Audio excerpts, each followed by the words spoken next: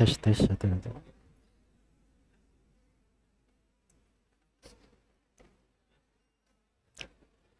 Bismillahirrahmanirrahim. Ya, nanti.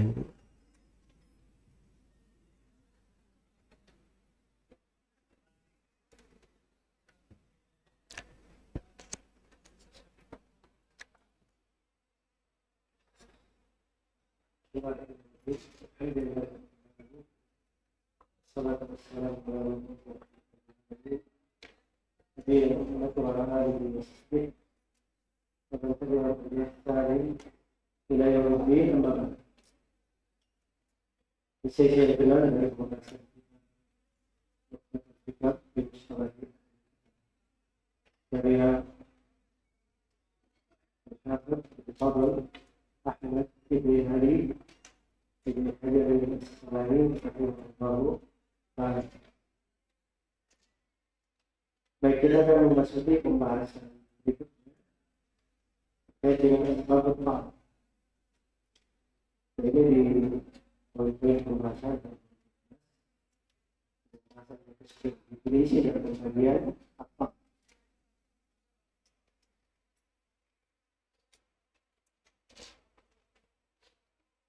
Baik.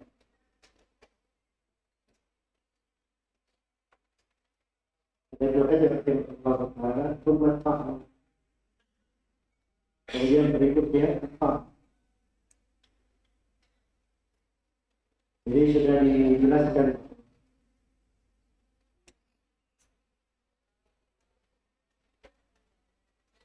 dan sebab ditolak dia riwayat seorang rawi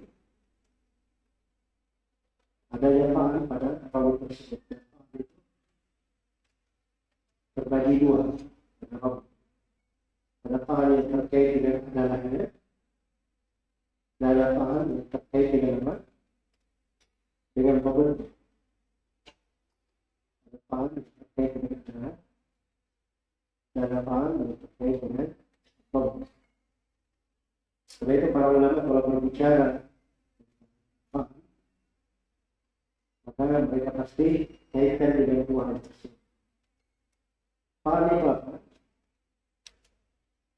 Paham itu kalau di secara bahasa artinya adalah tikanan pada roh.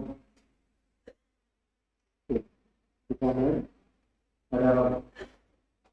Jadi tergantung tikanan maka dengan ucapan atau dengan perbuatan. Di sini tentunya yang dimaksud adalah ucapan pada roh tersebut. Jadi dicela atau diterangkan kekeliruannya, buruknya hafalannya, dan seterusnya. Baik. Karena itu paham yang disebut oleh Ibnu Hajar di sini jumlahnya semua ada 10. Jumlahnya ada 10. Ada 5 terkait dengan paham di dalam adalah. Ada 5 paham terkait dengan apa? Terkait dengan apa? Terkait dengan adalahnya ada 5 yang pertama al-kadhib. Yang pertama al-kadhib. Yang kedua tuhmah. Tuhmah al-kadhib maksudnya. Kemudian yang ketiga al-bid'ah. Yang keempat maaf sebelum bid'ah. Al-Fis, yang ketiga Al-Fis, kefasikan, yang keempat Al-Bidah, dan kelima Al-Jahal. Itu 5 hal terkait dengan apa? Terkait dengan adalah. Berikutnya ada 5 hal yang terkait dengan Bobotnya. Terkait dengan bobotnya yang pertama, fuhsyul ghalat. Banyaknya dia keliru. Yang kedua al-ghaflah, kelalaian. Dan yang ketiga mukhalafatu as-siqat, milisi rawi thiqah. Dan yang keempat al-waham, banyak kekeliruan. Dan yang kelima su'ul hifz, buruk hafalannya. Iya. Kalau kita perhatikan di sini Al-Hafidz Ibnu Hajar langsung membawakan 10 ya. Dan beliau tidak klasifikasikan dalam dicampur-campur. Itu mungkin ada maksud tersendiri bagi beliau. Tapi kalau rinciannya seperti yang kita sebutkan tadi. Rinciannya seperti yang kita sebutkan. Jadi at-ta'an tadi ada berapa? Ada 10. 5 terkait dengan apa? Adalah, dan 5 terkait dengan ad-dhabt. Baik. Tapi kita di sini akan mengikuti sesuai dengan apa yang disebutkan oleh Al-Hafidz Ibnu Hajar rahimahullahu ta'ala. Maka ini selesai pembagian at-ta'an. Yang ke-11 definisi al-kadhib. Ini ta'am yang pertama ya, al-kadhib. Ya, dan perlu diketahui bahwa para ulama ketika mereka berbicara tentang rawi, mengkritik dan seterusnya, itu bukan ghibah ya. Itu bukan ghibah. Tapi itu namanya nasihat. Namanya nasihat. Karena itu sepakat para ulama bahwa ucapan para imam al-jarh wa ta'dil tentang rawi itu tidak masuk di dalam hitungan ghibah. Bahkan itu pertolongan untuk agama, penjagaan terhadap hadits Rasulullah sallallahu alaihi wasallam. Karena itu ada seorang rawi ditanya tentang saudaranya, dia berkata, jangan ambil hadits dari saudaraku. Saudaraku ini pendusta. Iya. Dia ditanya tentang anaknya, jangan ambil hadits dari anakku. Dia ada kelemahan pada hafalannya. Ditanya tentang ayahnya, seperti Imam Ali bin al-Madini, ditanya tentang ayahnya Abdullah bin Ja'far. Kata beliau, ayahku dhaiful hadits. Nggak ada mau ayahnya ininya, ini agama.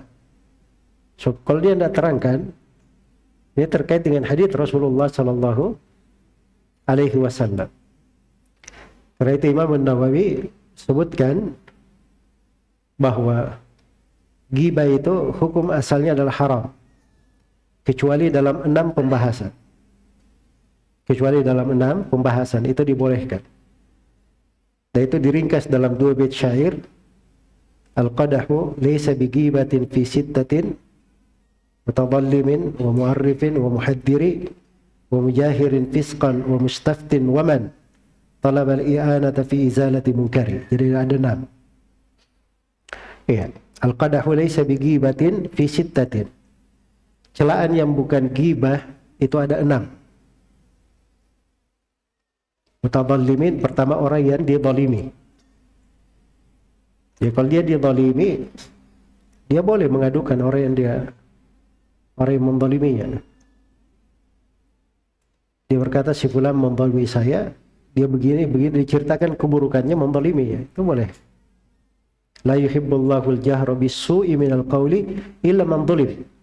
Dihalalkan dalam Al-Quran bagi orang yang dizalimi. Itu yang pertama. Mutadallimin. Yang kedua, mu'arrifin. Mu'arrif itu dia kalimat celaan, tapi memang orang kenalnya dengan hal itu. Misalnya rawi yang bernama Al-Amash. Al-Amash artinya si rabun mata. Ya, matanya rabun. Kan nggak bagus ya menggelar orang si rabun mata. Kan begitu kan? Itu sebenarnya celaan. Tapi beliau sudah dikenal dengan nama itu. Dikenal dengan gelar itu. Nama beliau Sulaiman bin Mihran Abu Muhammad Al-Kufi. Mau cari di Kutubus Sittah itu ada riwayatnya Al-Amash. Dan beliau termasuk mudallis ya. Mudallis. Dan tadlisnya di tingkatan, para ulama itu berbeda pendapat. Dia di tingkatan ketiga atau di tingkatan kedua. Al-Amash. Iya, banyak yang menghitungnya di tingkatan ketiga. Baik. Berikutnya mu'arrifin, yang ketiga wa muhaddiri, orang yang mentahdir. Mentahdir. Kalau mentahdir nggak apa-apa. Ya, karena itu para ulama memperingatkan dari bahaya ahlul bidah, dari bahaya Jahmiyah. dari bahaya Asy'ariyah, diingatkan dari bahaya Jahm bin Safwan, diingatkan dari bahaya Bishr bin Ghiyath al-Marisi dan sebagainya. Disebut nama-namanya, ditahdir. Itu wajar ya. Ada pencuri biasa mencuri. Ya saya khawatir teman saya, saudara saya ditipu sama dia. Saya bilang hati-hati, si fulan itu sudah pernah mencuri saya 2 kali. Nah, itu boleh supaya apa? Orang lain jangan tertimpa seperti yang menimpa saya. Itu muhaddir ya. Itu nasihat sebenarnya.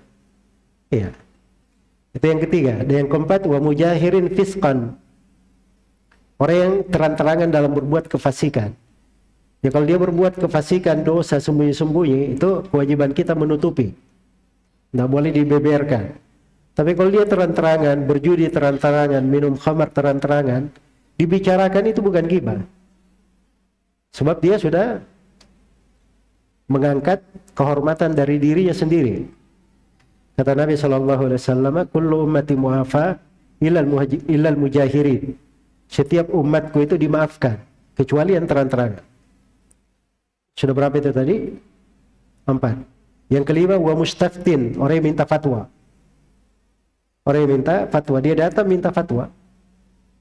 Iya, apa hukum begini, apa hukum begini. Nah, dia terangkan tentang hal tersebut. Kadang mufti itu memperinci, kamu ada masalah apa? Kenapa bertanya begitu? Ya, sebab yang bertanya ini, apalagi di masa sekarang ya, banyak yang aneh-aneh kan yang bertanya. Saya ingat dulu ada yang pernah tanya ke saya, Ustaz, apa hukumnya bergaul dengan ahlul bidah? Saya duduk. Ada masalah apa? Saya bilang, enggak, sebenarnya begini Ustaz, ada teman saya, dia begini dan begini. Saya bilang, ini anak luar biasa. Dia meminta dari saya satu ucapan, dia mau terapkan ke temannya. Padahal pertanyaannya pertanyaan apa? Pertanyaan umum. Ya, jadi kadang orang yang ditanya itu dia perlu memperinci. Nah, kalau masuk di dalam fatwa, orang yang minta fatwa boleh dia terangkan sebagian hal yang sebenarnya itu ghibah kalau dibicarakan di tempat lain. Tapi karena dia minta fatwa, boleh saja, tidak ada masalah. Jelas ya? Si anak datang dia berkata, ayah saya suka buat saya begini, ibu saya begini. Saya sebagai anak ingin berbakti, apa yang saya lakukan? Nah, itu nggak apa-apa dia sebut. Ya dia bicarakan ayahnya sebenarnya, ibunya. Ghibah atau bukan? Di tempat lain ghibah. Tapi dia datang untuk mencari apa? Mencari fatwa, bukan untuk menjelekkan. Nah, itu diizinkan namanya. Itu yang keberapa itu tadi?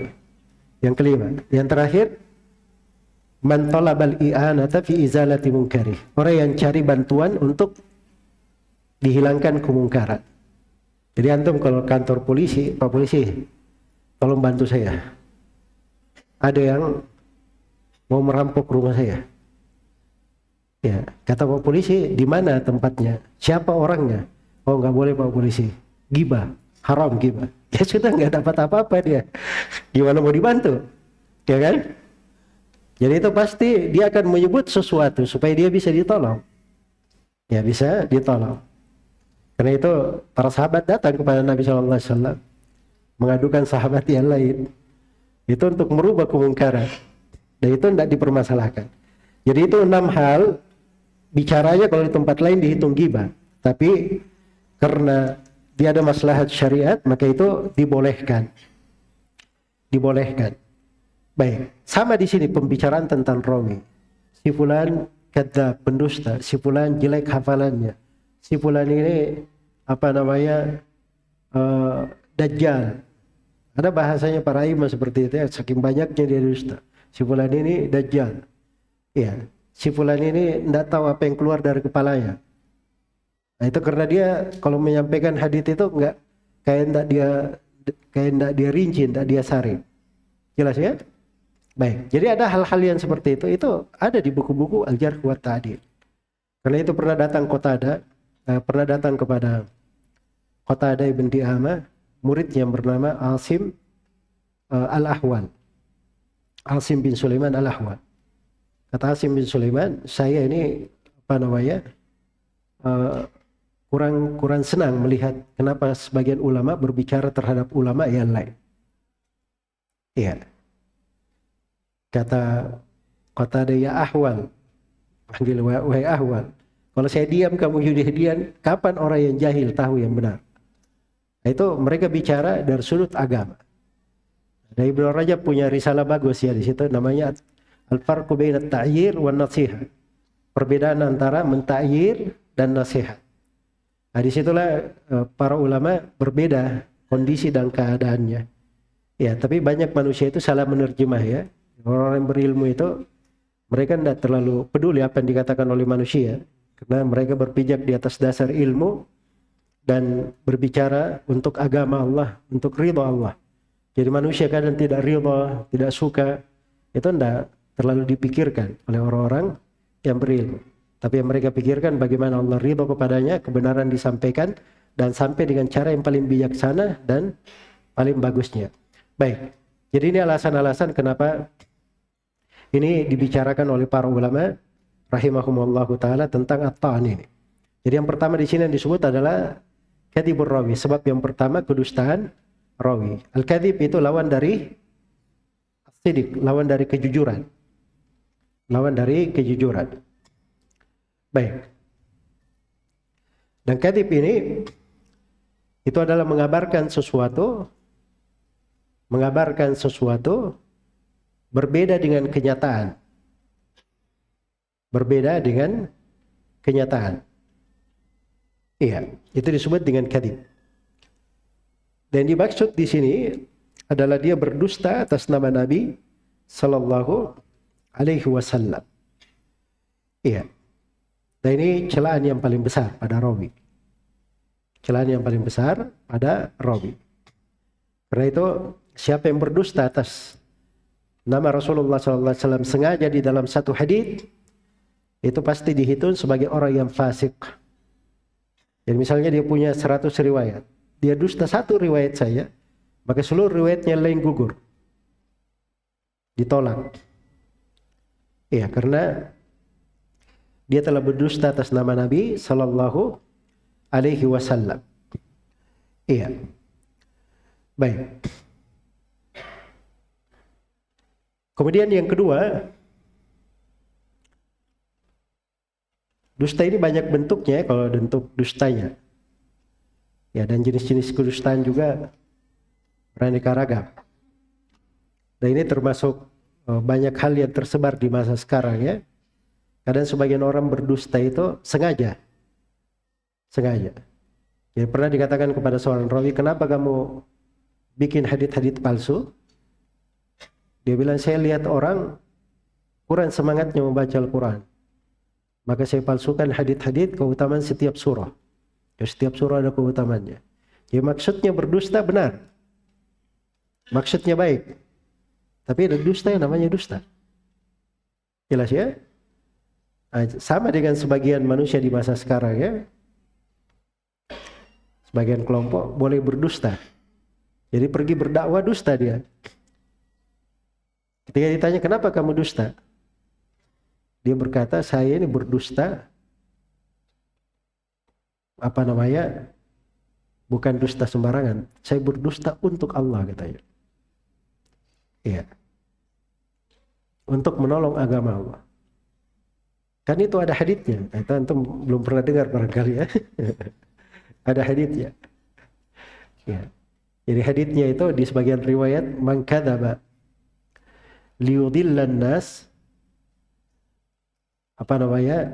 falyatabawa maq'adahu minan nar. Barang siapa yang berdusta liyudillan nas, kalau dia terjemahkan untuk dengan maksud menyesatkan manusia, maka hendaknya disiapkan tempat duduknya dari neraka.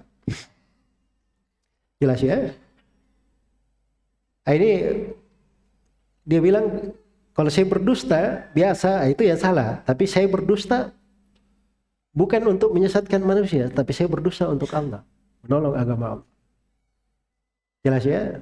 Jawabannya 3. 1, haditsnya ini hadits yang mungkin palsu juga atau sangat lemah sekali.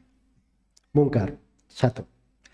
Jawaban yang kedua, andai kata haditsnya benar, haditsnya sahih, maka di situ liyudillan nas itu di pembahasan usul fikih dinamakan sifah kasyifah. la mafhuma laha. Dia adalah sifat penjelas, tidak ada pemahaman kebalikannya. Tidak ada pemahaman kebalikannya. Seperti firman Allah Subhanahu wa taala, "Qul innama harrama rabbiyal fawahish ma dhahara minha wa ma batan wal baghya bighairil haqq." Sekarang diharamkan kesenang-wenangan tanpa kebenaran. Saya mau tanya, ada kesenang-wenangan dibolehkan dengan kebenaran? Jadi tanpa kebenaran itu penegasan bahwa kesenang-wenangannya ini itu tanpa kebenaran. Sama juga dusta itu tadi, itu penegasan bahwa dusta ini menyesatkan manusia, bukan diambil pemahaman kebalikan. Itu tidak ada pemahaman kebalikannya. Jelas ya? Jawaban yang ketiga, lamnya di situ itu bukan lam li ta'lil. Itu lam namanya dalam bahasa Arab lamul akibah. Lam yang menunjukkan akibat. Iya. Jadi kalau diterjemahkan begini penerjemahan yang benarnya. Siapa yang berdusta atas namaku, yang akibatnya manusia tersesat. Nah, begitu penerjemahan benarnya. Akibatnya manusia tersesat. Itu namanya lamul akibah. Seperti pada ayat di surah Al-Qasas, faltaqatahu alu fir'auna liyakuna lakum aduwan wa hazana. Nabi Musa ini dipungut oleh istrinya Firaun, liyakuna. Alamnya di situ tidak bisa diartikan karena, untuk menjadikan dia musuh dan kesedihan. Tidak mungkin dipungut untuk dijadikan musuh. Sudah diterangkan maksudnya supaya jadi anaknya, kegembiraannya. Tapi lamnya di situ akibat namanya. Akibatnya Nabi Musa nanti jadi musuh mereka dan jadi apa? Kesedihan terhadap mereka. Nah, begitu cara menjawabnya. Iya. Baik. Ahlul bidah itu selalu saja dalam pendalilan itu gayanya pasti seperti itu. Kalau tidak kuat dalilnya, keliru di dalam memahaminya, bertentangan dengan nas-nas syariat yang lain. Nah, di situ pentingnya seorang belajar agama supaya mudah ya menjawab syubhat-syubhat yang seperti itu. Jadi kedustaan ini kadang pada sebagian kelompok seperti itu, gampang sekali. Ada kayak gini, dia berdusta. Dia menganggap itu boleh, nggak apa-apa. Supaya orang pergi ikut pergi kebaikan katanya. Ada sebagian ikhwan yang pernah cerita bahwa dia diajak oleh kepala rombongannya untuk khuruj gitu. Iya. Terus dia bilang, ayo kita keluar, tawakal kepada Allah Subhanahu wa taala. Saya yang tanggung semuanya. Ya, gimana Pak? Nggak bawa duit, nggak usah khawatir. Tawakal saja kepada Allah. Jalan. Ya, begitu jalan katanya belanja ada semua makanan, selalu ada makanan. Padahal dia nggak bawa apa-apa, nggak bawa dompet, nggak bawa apa, ada terus makanannya. Ya. Akhirnya ikhwan cerita ini bilang suatu hari saya ketemu, dia keluarin duitnya dari tongkatnya, rupanya duitnya disimpan di tongkat dia. Ya, keluarin tongkatnya. Nah itu katanya bawa duit, kok bohong? Nggak apa-apa bohong kalau untuk kebaikan gitu. Nah, itu alasan-alasannya itu nggak apa-apa bohong untuk apa? Kebaikan. Nggak ada Robin Hood di sini, di agama Islam itu nggak ada Robin Hood. Mencuri untuk kebaikan nggak ada. Jelas ya? Cerita-cerita seperti itu bukan dari umat Islam. Hal yang seperti itu. Orang itu selalu berada di atas jalan yang benar. Ala kulli hal bahwa dusta ini dari sifat yang sangat buruk sekali. Karena itu disebutkan oleh Ibnu Hajar di sini jenis celaan yang paling besar. Jenis celaan yang paling besar. Dan hadits rawinya kalau dia melakukan itu, inilah yang disebut dengan nama hadits al-maudhu'. Iya. Disebut dengan nama hadits apa? Hadits al-maudhu'. Baik. Atau sebelum sampai ke situ, kita ini dulu ya, kita terangkan dulu satu-satu ya, terkait dengan masalah jenis-jenis ilahnya nih. Itu dusta ya, namanya dusta. Yang berikutnya, tuhmatuhu bidzalik. Tuduhan bil kadhib. Tuduhan dusta. Tuduhan dusta. Jadi tuduhan dusta itu kalau misalnya begini, ada dia tidak dikenal ya berdusta. Tapi ada riwayat dusta, orang-orang melihat riwayat-riwayat ini kembali kepada dia. Berasal dari dia. Dia sumbernya. Ini namanya muttaham bil kadhib. Orang yang tertuduh dusta. Atau dia bawakan riwayatnya itu menyelisih dari kaidah-kaidah syariat. Dari kaidah-kaidah syariat. Baik. Karena itu kata Imam Malik rahimahullah, tidak boleh mengambil hadits dari 4 orang. Tidak boleh mengambil hadits dari 4 orang. Yang pertama, tidak boleh mengambil dari penyeru bid'ah, yang mengajak kepada bid'ah. Yang kedua, tidak boleh mengambil ilmu dari safih, orang yang dungu, orang yang tidak punya pengetahuan yang terang-terang dengan kedunguannya. Kemudian yang ketiga, tidak boleh mengambil dari pendusta di dalam hadits-hadits manusia. Ya, jadi tadinya dia sama orang biasa, kalau cerita itu selalu dusta. Tapi tidak diketahui dia berdusta di hadits Rasulullah SAW. Ini muttaham bil kadzib. Jangan ambil hadits dari orang yang seperti itu. Kemudian yang keempat, kata Imam Malik, jangan mengambil hadits dari orang yang ahli ibadah, punya kesalihan, tapi dia nggak pahami riwayat yang dia sampaikan. Ya, itu tidak boleh mengambil hadits darinya. Nah, itu 4 hal yang disebut oleh Imam Malik rahimahullah. Kemudian jenis ke-8 yang ketiga, fuhsyul ghalat. Ini kan sangat keras kesalahannya. Sangat keras kesalahannya. Jadi al-fuhsh itu suatu dikatakan fahish kalau dia sangat banyak, sangat berlebihan. Iya, sesuatu itu kalau sudah melewati batasan, itu disebut fahish. Disebut fahish. Dan ini orang yang kebanyakannya keliru riwayatnya atau sangat banyak riwayatnya, ini ditinggalkan riwayatnya, tidak diambil darinya. Yang keempat adalah al-ghaflah. Ghaflatihi. Ghaflah itu kalau terjemahan biasanya lalai ya. Lalai. Tapi maksudnya di sini orang yang riwayatnya itu selalu hilang. Ya, selalu hilang dan dia tidak mengingatnya. Dia tidak mengingatnya. Jadi itu disebut ghaflah. Ya sebabnya karena dia bergampangan dengan riwayat, nah, dia muroja, dia tidak ini. Jadi selalu dia lalai terhadap riwayatnya. Dan mughaffal yang seperti ini tidak diterima dari haditsnya. Kemudian sebab yang kelima adalah al-fisq, kefasikan. Ya, kefasikan itu, kefasikan artinya dia melakukan sesuatu yang di luar ketentuan syariat dan di luar konsekuensi akal sehat dan fitrah yang selamat. Itu kefasikan namanya. Iya, kefasikan. Baik. Ya, kalau fasikan itu di bahasa lain dia bukan kekufuran. Bukan kekufuran. Nah, riwayat fasik ini, riwayat fasik, kalau bentuk kefasikannya dia meninggalkan kewajiban atau melakukan hal yang diharamkan, nah ini jelas kefasikannya tidak diterima. Tapi kalau kefasikannya dia bentuknya mentakwil, dia jatuh di dalam dosa kefasikan, tapi dia ada syubhat di situ. Apakah diterima riwayatnya atau tidak, ini letak silam pendapat di tengah para ulama. Baik, berikutnya yang ke berapa? Yang keenam, al-wahamihi. Al-waham. Al-waham itu artinya dia sampaikan hadits ala sabil at-tawahhum. Ala sabil at-tawahhum. Iya. Jadi dia mendebak-nebak, cuma menyangka-nyangka. Ya, mendebak-nebak, cuma menyangka. Itu al-waham namanya. Al-waham.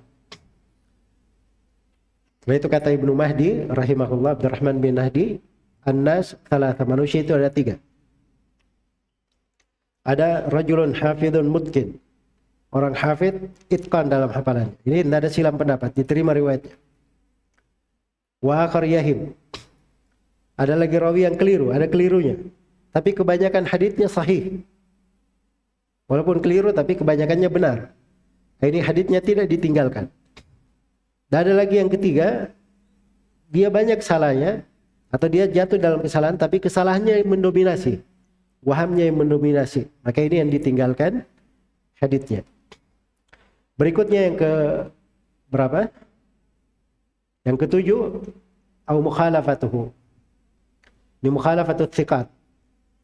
Jadi bentuk dia kehilangan dari dhabat karena riwayat-riwayatnya itu terlalu banyak, dia menyelisih rawi-rawi yang apa? rawi-rawi yang thiqah. Dia meriwayatkan, dia selisih lagi rawi yang lebih kuat dari. Ya, tidak sama dengan riwayat rawi yang lebih kuat. Apalagi kalau gurunya itu punya banyak murid. Dan haditsnya selalu menyelisihi riwayat mayoritas murid-muridnya. Ini berarti rawi ini adalah rawi yang bermasalah, selalu menyelisihi as-siqat. Kemudian yang ke-8, au jahalatihi. Dia majhul. Ya, tidak diketahui. Tidak diketahui. Jadi yang majhul ini kalau di istilah para ulama, maksudnya Ibnu Hajar terangkan ya bahwa majhul maksudnya man la yu'raf fihi ta'dilun wala tajrihun muayyan.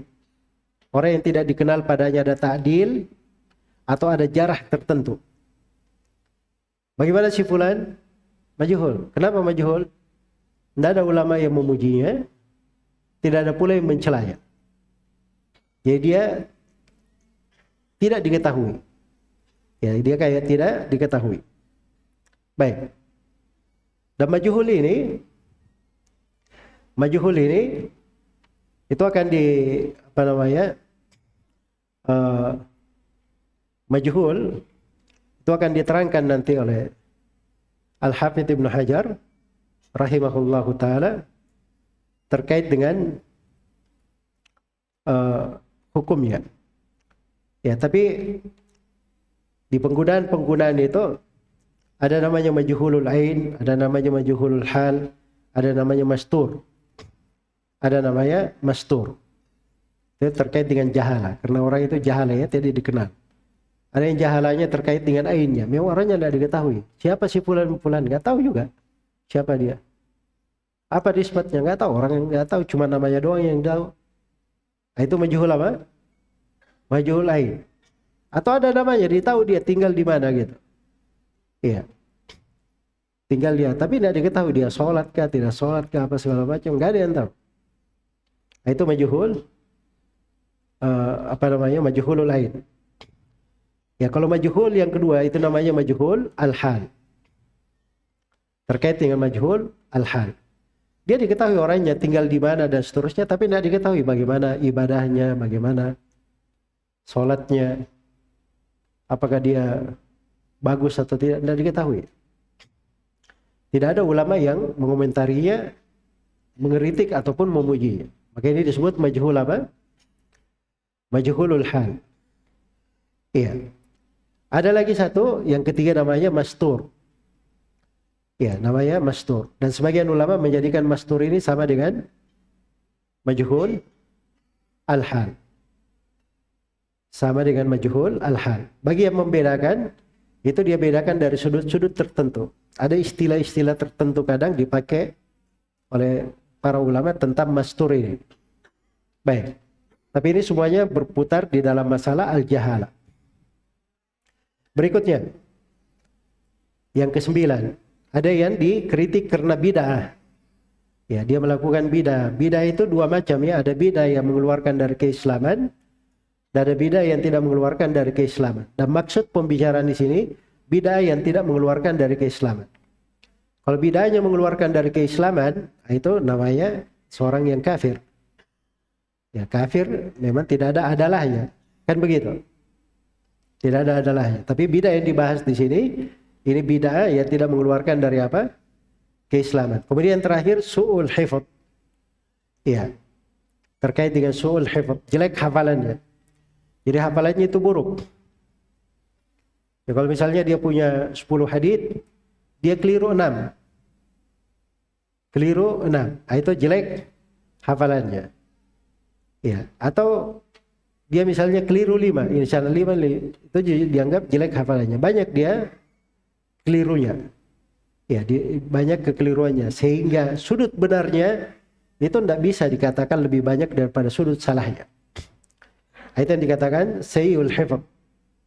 Jelas ya? Dan sayyul hifdz itu dua macam. Ada yang dari awalnya jelek hafalannya. Ada yang jelek hafalannya baru tiba-tiba muncul.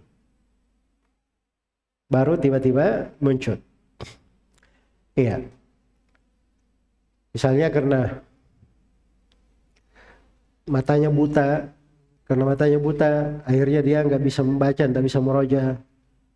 Atau ada orang yang kena musibah dia jadi linglung, ya jelas ya. Nah, itu lain lagi pembahasannya, itu namanya mukhtalid, dan itu akan diterangkan oleh Ibnu Hajar rahimahullah. Jadi ini secara ringkas 10 hal yang apa merupakan sebab celaan. Dari 10 ini didefinisikan oleh Ibnu Hajar 10 pembahasan pula di sini. Baik, kita lihat sekarang definisi kadhib sudah, definisi tuhmah sudah, definisi dan hukum riwayat fahsyul ghalat ini juga sudah, al-ghaflah, al-fisq, al-waham, mukhalafah, jahalah, bidah, dan su'ul hifdz. Sekarang yang ke-21, definisi maudhu'. Ini hadits yang rawinya kalau dia pendusta. Jadi 10 ya, kata al-hafidz, fal awwalul maudhu'. Yang pertama disebut sebagai hadits apa? Al-hadits al-maudhu'.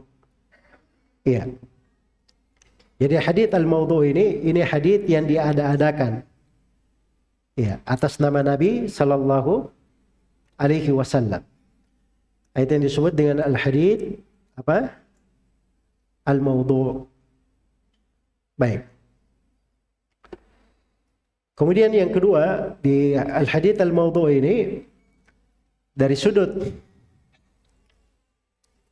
ini kita tidak terlalu banyak berbicara ya tentang hadits maudhu' dari sudut apa namanya rincian pembahasan, sebab ini sebenarnya panjang ya, ditulis oleh para ulama buku berjilid-jilid tentang riwayat-riwayat maudhu'.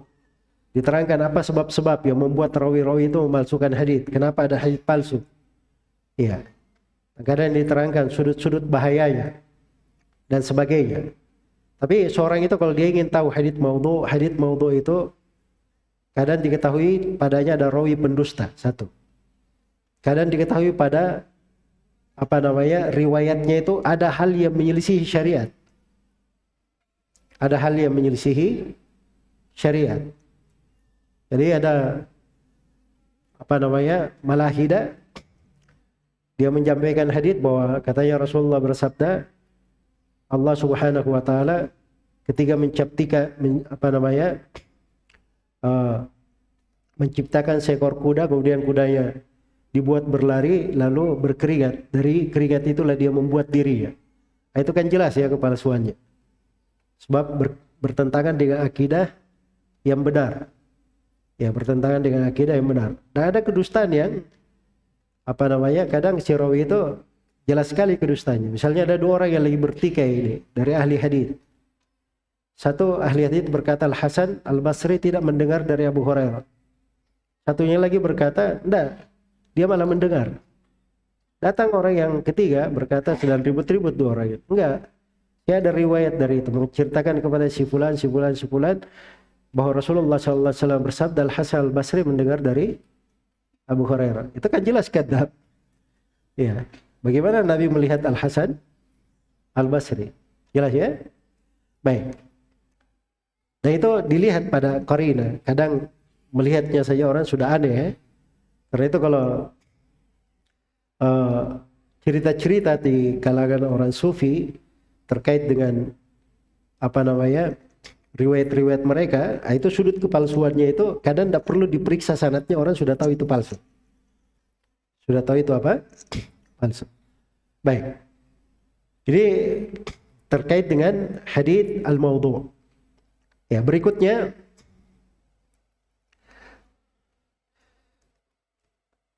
baik. Jadi ada satu poin di sini terkait dengan meriwayatkan hadits palsu. Hadits palsu itu tidak boleh diriwayatkan.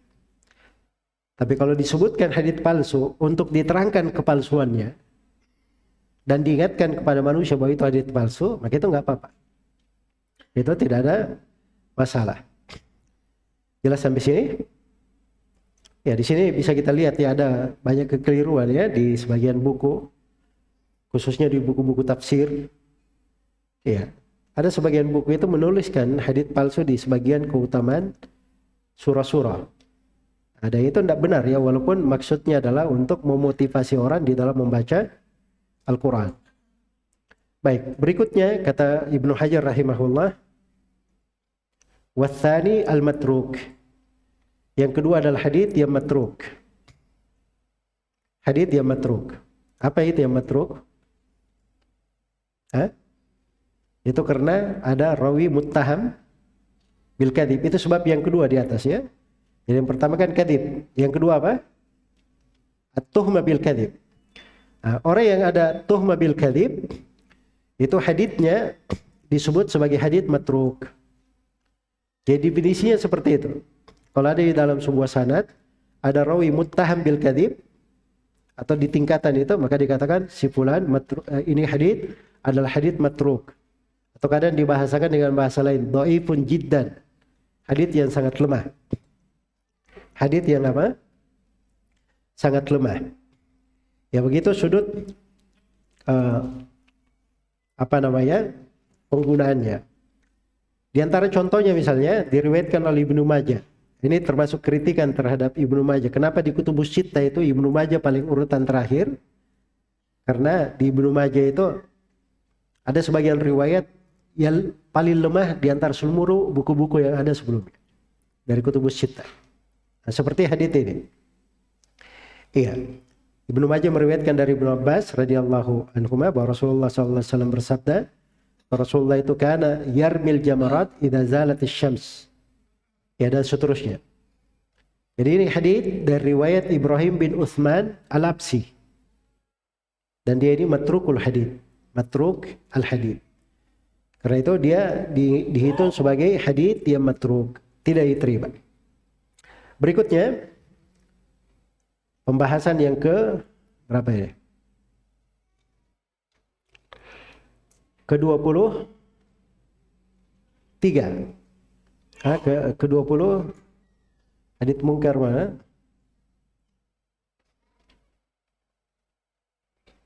Ada yang jatuh ini ya. Ini harusnya bicara mungkar dulu. Yang ketiga, wasalithul munkar ar-ra'i wa kadar rabi wal khamis. Ya. Kata beliau yang ketiga itu disebut sebagai hadits mungkar. Hadits mungkar. Jadi kalau di dalam sanadnya ada rawi yang fuhsyul ghalat, sangat berat kesalahannya, maka itu disebut sebagai hadits mungkar. Iya. Sama kalau dia banyak ghaflahnya, banyak kefasikan.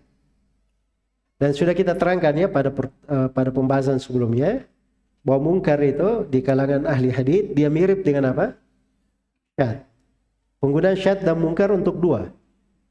Satu dalam bentuk mukhalafah, satu dalam bentuk apa? Tafarrud, bersendirian. Nah, jadi kalau dia terlalu dianggap banyak salah, ketika riwayat-riwayat tersebut diaratkan cuma dia saja, tidak ada orang lain yang meriwayatkan, itu dihitung sebagai hadits apa? Mungkar. Tapi di sini Ibnu Hajar memberikan definisi mungkar untuk makna lain. Iya. Bahwa mungkar itu kadang dipakai untuk rawi seperti itu. Iya. Untuk rawi yang seperti ini. Jelas ya? Maka itu perlu ditafsirkan ya kalimat-kalimat. Kadang ada sebagian rawi di buku-buku jarh wa ta'dil itu dikatakan si fulan mungkarul hadits. Mungkarul hadits bukan di mana yang kita sudah bahas ini, tapi mungkarul hadits maksudnya haditsnya itu sedikit. Haditsnya sedikit. Rawinya thiqah, tapi haditsnya sedikit. Jelas ya? Haditsnya sedikit. Nah, itu ada sebagian penggunaan, harus dilihat di mana konteksnya. Di penggunaannya. Baik, adzan dulu. Allahu Akbar, Allahu Akbar.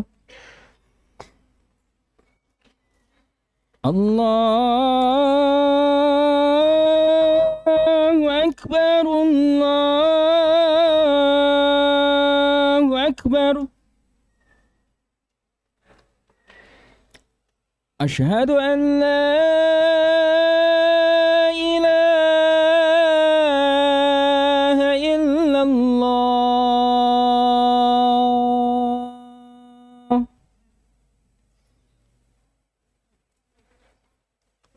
Asyhadu an la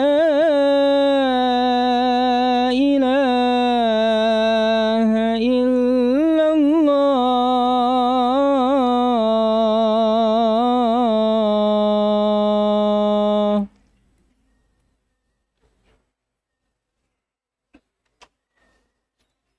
أشهد أن محمد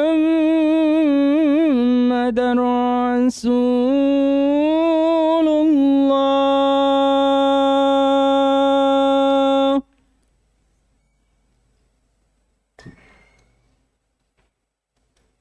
أشهد أن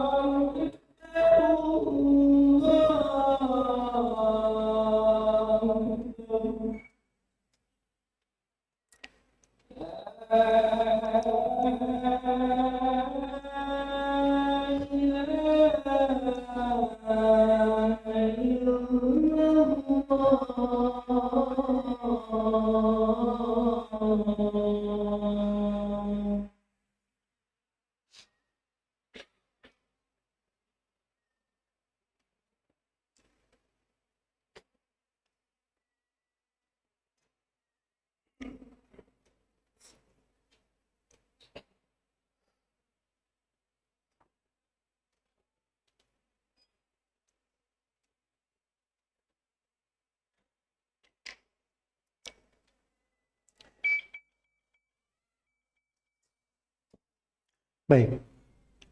Jadi kesimpulannya bahwa hadits mungkar itu saya sudah jelaskan yang berjalan di tengah ahli hadits. Menurut Ibnu Salah dan selainnya, bahwa mungkar itu kadang dengan mukhalafah, kadang dengan tafarrud. Kadang dengan tafarrud. Dan kadang disebut pada rawi itu sendiri mungkarul hadits karena dua sebab itu. Dia banyak bersendirian, banyak riwayatnya, dia keliru, yang lainnya menyelisih rawi-rawi yang thiqah, akhirnya dia disebut sebagai orang yang mungkar. Atau dia bersendirian meriwayatkan dari seorang rawi, murid-muridnya yang lain tidak ada yang meriwayatkan semisal dengan itu. Itu bentuk nakarah. Mungkin dari mana-mana itulah yang diinginkan oleh Al-Hafidz Ibnu Hajar di sini. Orang yang keliru, besar kekeliruannya, banyak ghaflahnya, kefasikan, mungkin mana itu yang diinginkan. Jelas ya? Karena itu saya selalu tekankan ya, kalau mustalah gitu, jangan terlalu diarahkan saja maksud para ulama itu kepada maksud yang terbaik. So, kalau kita baca talik-talik orang yang mengomentari Ibnu Hajar di sini, itu kadang nggak bagus ya komentar-komentarnya. Seperti ada yang mengatakan bahwa ini istilahnya Ibnu Hajar istilah baru, tidak ada sebelumnya yang melakukannya, begini dan begitu. Itu kan mungkin pendapat dia yang meneliti, dia tidak melihat itu. Tapi bagi Al-Hafidz Ibnu Hajar, ya mungkin beliau ada istilah, ada hal yang lain yang beliau pernah lihat terkait dengan hal tersebut. Tapi mengarahkan ucapannya, saya sudah terangkan tadi, bisa diarahkan pada mana sebab-sebab yang menyebabkan terjadinya nakara. Ya, sebab-sebab itu memungkinkan pada apa yang disebutkan oleh Ibnu Hajar rahimahullahu taala. Sama dengan al-waham di sini yang keenam, sebab al-waham. Kata beliau tsumma al-waham ini tuli alaihi bil qara'in wa jam'i turuq fal mu'allal. Kemudian berikutnya al-waham. Al-waham ini kalau diketahui dengan qarina indikasi-indikasi dan dikumpulkan jalur-jalur periwayatan, maka itu disebut sebagai hadits mu'allal. Disebut sebagai hadits mu'allal. Iya. Dan di sini ada mengomentari Ibnu Hajar ya bahwa menamakannya di sini sebagai mu'allal keliru. Dan ini tidak benar ya. Karena Ibnu Hajar itu rahimahullah itu melihat bahwa al-waham itu kekeliruan. Kekeliruan itu beliau sudah terangkan di syarahnya. Kadang dalam bentuk ini hadits mursal, tapi dia riwayatkan secara bersambung, padahal dia mursal. Atau hadits terputus, dia riwayatkan secara bersambung. Atau ini dua hadits, ya, dua hadits ini dia gabungkan bersama. Atau yang semisal dari hal itu. Nah, ini yang beliau sebutkan bahwa ini namanya mu'allal. Jelas ya? Jadi jenis wahamnya itu bentuk dari sebab-sebab terjadinya illah. Walaupun kata mu'allal itu sendiri sudah kita terangkan di awal ya. Mu'allal itu apa? Jadi mu'allal itu atau lebih fasihnya kalau disebut al-mu'al, lebih fasihnya begitu. Tapi boleh dikatakan mu'allal ya. Dan istilah mu'al dan mu'allal itu khusus untuk apa namanya? Riwayat yang terpenuhi dua kriteria. Kriteria yang pertama ada illah tersembunyi. Illah yang tersembunyi. Dan yang kedua, illah tersembunyi ini membahayakan kesahihan hadits. Itu dua kriteria pada hadits mu'al. Dan sebagiannya menambah kriteria yang ketiga. Zahirnya selamat dari illah. Zahirnya selamat dari apa? Selamat dari illah. Itu yang disebut dengan hadits mu'al. Nah, ini pembahasan hadits al-mu'al ini pembahasan yang paling rumit. Yang paling rumit di dalam apa? Ilmu hadits. Karena itu Ibnu Hajar sendiri di syarah beliau katakan, "Wa min aghmadi anwa'i ulumil hadits wa adaqqiha." Ini dari pembahasan ilmu hadits yang paling mendalam dan paling detailnya. Iya. La yaqumu bihi illa man razaqahu Allah Ta'ala fahman thaqiban. Tidak ada yang bisa masuk ke dalamnya, menegakkannya, kecuali orang yang Allah beri rezeki kepadanya dengan pemahaman yang sangat cemerlang. Wa hifdhan wasi'an, dan hafalan yang luas. Wa ma'rifatan tammatan bi maratibir ruwah, dan pengetahuan sempurna tentang tingkatan rawi-rawi. Ya, kalau hafalan luas sekarang tidak ada ya hafalan luas. Tapi kalau sekarang itu mutalaah. Mutalahnya luas. Dia banyak tahu buku-buku rawi, buku-buku riwayat. Dia punya ma'rifah lengkap tentang tingkatan-tingkatan rawi. Wa malakatan qawiyatan bil asanidi wal mutun. Dan dia harus punya malakah yang kuat tentang sanad-sanad dan matan-matan. Jelas ya? Karena itu kata beliau dari dahulu tidak ada yang berbicara tentang ilal ini kecuali sedikit dari para ulama di ahlinya. Seperti Ali bin al-Madini, Ahmad bin Hanbal, Al-Bukhari, Yaqub bin Syaibah al-Fasawi. Ini ulama terkenal sekali di masa dahulu. Iya. Abu Hatim Ar-Razi, Abu Zur'a Ar-Razi Ad-Darqutni. Yang disebut contoh-contoh nama-nama para ulama itu. Iya. Kata beliau, kotak suruh ibaratul muallil an iqamatil hujjah la dakwah. Dan kadang seorang imam ya kalau ditanya, ini hadits apa? Ini hadits cacat. Apa sebab cacatnya? Dia kadang ibaratnya itu kurang untuk menjelaskan cacatnya itu. Ya, kurang menjelaskan. Seperti As-Serafi. Ahli uang itu ya, uang mata uang. Orang yang kalau sudah ahli banget mata uang, dikasih dolar untuk tukar, dia tidak periksa pakai alat, dia cuma pegang-pegang saja. Oh ini asli, cuma pegang-pegang. Kalau ditanya dari mana kamu asli, menjawabnya itu bingung. Gak tahu ya sih gimana caranya jelaskan sama kamu. Tapi kalau kamu gak percaya, ambil duit ini, pergi periksa sana. Ini pasti asli. Nah, itu begitu caranya. Ya sama ketika datang orang kepada Abu Zur Ar-Razi, apa hadits ini? Kata Abu Zur Munkar. Ini hadits, kata beliau, ini hadits salah. Dari mana kamu tahu? Gak tahu juga gimana saya jelaskan ke antum. Tapi ini ilmu. Kalau kamu tidak percaya sama saya, catat hadits-hadits yang sekomentar itu dan catat komentar saya. Kata Abu Zura. Lalu kamu pergi kepada orang yang punya keahlian seperti saya. Pergi ke Abu Hatim Ar-Razi, Muhammad bin Idris, dan pergi kepada Muhammad bin Muslim bin Warah. Itu dua ahli hadits paling top di masa mereka. Satu negeri. Dari negeri Rai. Jelas ya, Khurasan. Dan mereka imam jarh wa ta'dil terkenal di masa itu. Akhirnya orang ini dia pergi, dia bawa hadits-hadits itu. Dia bawa ke Abu Hatim, ke Muhammad bin Muslim Waras, jawabannya sama. Makanya itu sebagian orang berkata bahwa ilmu ilal ini perdukunan. Kok bisa? Tidak pernah ketemu sama jawabannya. Jelas ya? Nah, itu ilmu tentang cacat-cacat hadits, ilalul hadits. Iya. Di masa sekarang itu sulit untuk menemukan yang seperti itu, dan itu dikenal di tengah para ulama ahli hadits.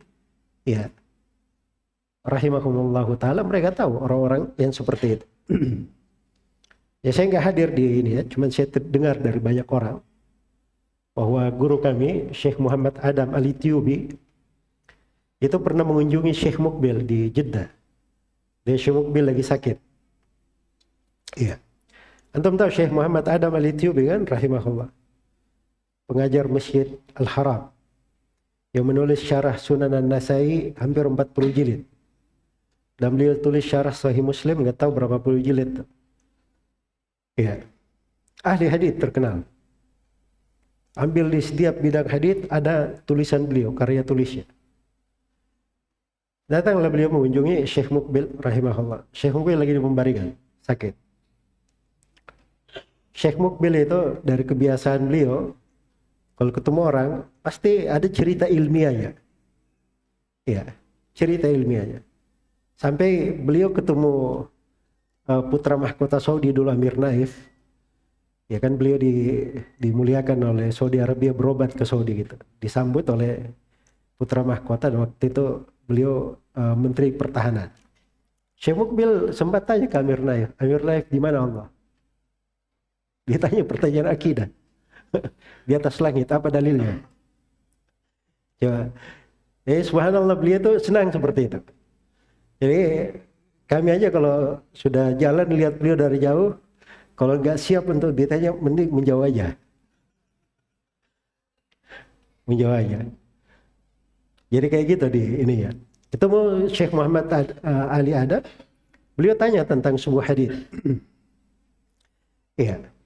Haditsnya saya tahu ya, ada di kitab Tauhid, cuman ini terlalu ribet ya kalau kita jelaskan terlalu panjang. Akhirnya beliau tanya hadits itu. Kata Syekh Muhammad Adam, itu haditsnya sahih, diriwayatkan oleh fulan, dan dia hadits sahih. Kata beliau, Syekh Muhammad Ali, itu di dalam sanadnya ada fulan bin fulan yang antum bilang thiqah. Tapi sebenarnya dia mirip nama, tapi orangnya itu beda. Dia harusnya itu fulan bin fulan. Sebabnya adalah begini dan begini dan begini. Syekh Ali Adam keluar, setelah itu beliau berkata, saya pikir orang-orang yang kayak gini itu sudah terkubur bersama buku-buku ratusan tahun yang lalu. Ya, dan saya sekarang melihatnya dengan mata kepala saya. Nah, itu keahlian itu di orang-orang yang tahu bidangnya, itu akan bisa menilai orang yang sebidang dengan dia, orang yang sebidang dengan mereka. Dan itu kelihatan ya dari para ulama ahli hadits. Dan memang subhanallah ya,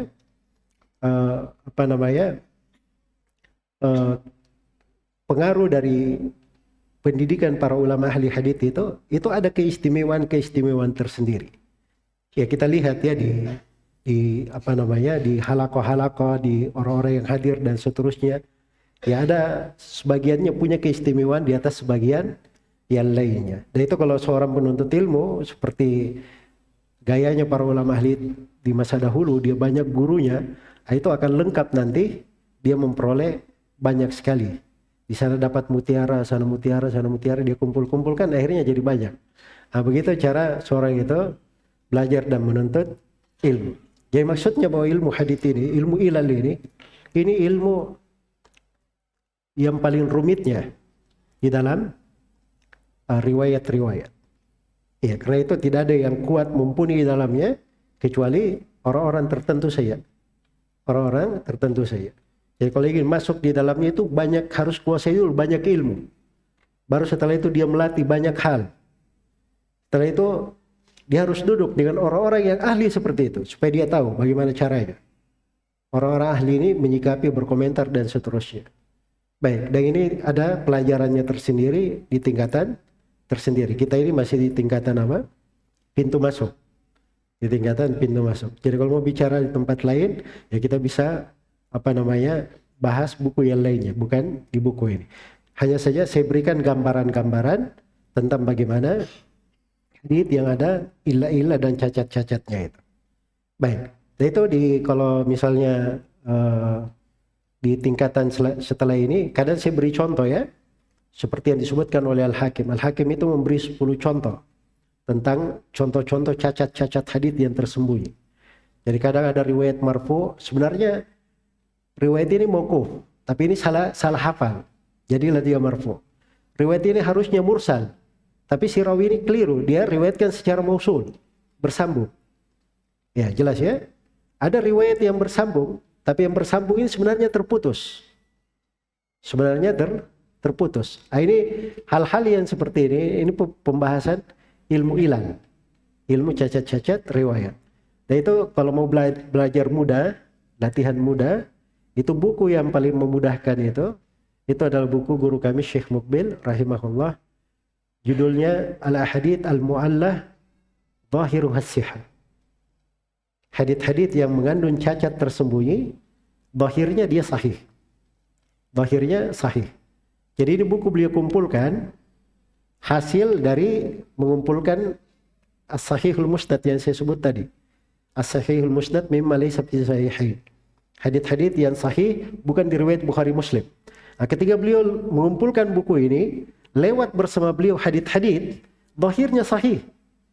Tapi begitu beliau memasukkan, beliau periksa ternyata ada cacat tersembunyinya. Akhirnya karena banyak dikumpulin jadi satu buku tersendiri. Itulah judulnya Ahadits Al-Mu'allah Zahiruha As-Sihah. Dan ini buku alhamdulillah kita baca, kita belajar dari Syekh Muqbil dari awal hingga akhir dari buku ini.